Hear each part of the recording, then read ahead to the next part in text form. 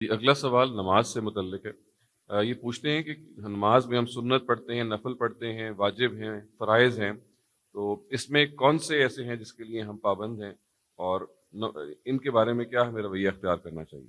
تمام عبادات کی دو قسمیں، تمام عبادات کی، یعنی خواہ وہ حج ہو، خواہ وہ عمرہ ہو، خواہ وہ نماز ہو، خواہ روزہ ہو، خواہ قربانی ہو، تمام عبادات کی دو قسمیں ہیں۔ وہ فرض ہوتی ہیں، اس کو بعض اہل علم واجب بھی کہہ لیتے ہیں۔ حنفیوں کی اصطلاح ذرا مختلف ہے، وہ آپ پوچھیں گے تو میں اس کی وضاحت کر دوں گا۔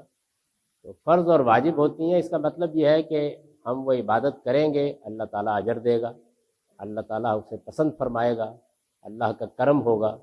جیسے ہم فرض نماز 2 رکعت فجر کی، 4 رکعت ظہر کی، اسی طرح آپ ان سے واقف ہیں، تو یہ فرض ہے۔ اس کو اگر ہم ادا کریں گے، اس فرض کو پورا کریں گے تو اللہ اس کا اجر دے گا، نہیں کریں گے تو اس پر پوچھے گا، جواب دہ ہوں گے۔ دوسری قسم نفل ہے۔ نفل کا مطلب، نفل یا تطوع دونوں لفظ استعمال ہوتے ہیں۔ نفل کا مطلب یہ ہے کہ آپ وہ عبادت کریں گے، اللہ اجر دے گا، خوش ہوگا، گویا آپ اپنی طرف سے اللہ کی بارگاہ میں ایک تحفہ پیش کر رہے ہیں۔ لیکن اگر نہیں کریں گے تو اللہ پوچھے گا نہیں، یعنی اس پر مواخذہ نہیں ہوگا، مسئول نہیں ہوگا۔ تو بس عبادت کی یہ دو ہی قسمیں، یعنی یا وہ فرض ہوتی ہے یا نفل ہوتی ہے۔ یہ جو نفل عبادت ہے، جو میں نے ابھی آپ کی خدمت میں عرض کیا، تو انسان اپنی خوشی سے کرتا ہے۔ یعنی اس نے روزے رکھے رمضان کے، وہ فرض تھے، اس کو خیال ہوا کہ مجھے کبھی کبھی رمضان کے علاوہ بھی روزہ رکھنا چاہیے، تو یہ روزہ وہ جو رکھے گا یہ نفل روزہ ہوگا۔ قرآن نے اس کو بیان کیا ہے، من تطوع خیرا فإن اللہ شاکر علیم۔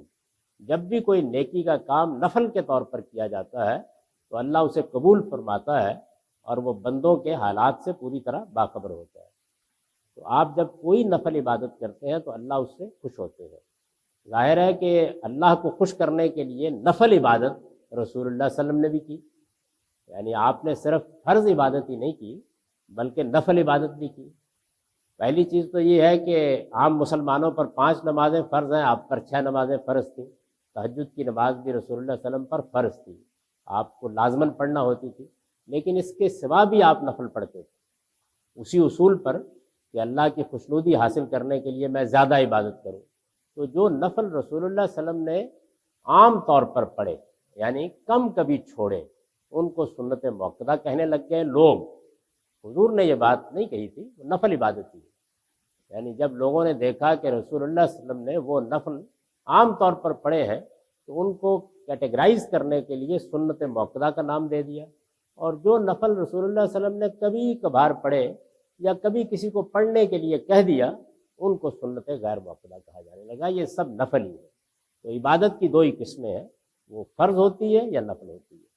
فرض ادا نہیں ہوں گے تو خدا پوچھے گا، اور نفل نہیں ادا ہوں گے تو پوچھے گا نہیں، لیکن آپ نفل پڑھیں گے تو اس سے اللہ کا تقرب حاصل ہوگا، اللہ تعالیٰ کی خوشنودی حاصل ہوگی، اللہ سے آپ نزدیک ہوں گے، اور اللہ کا زیادہ کرم، زیادہ عنایت۔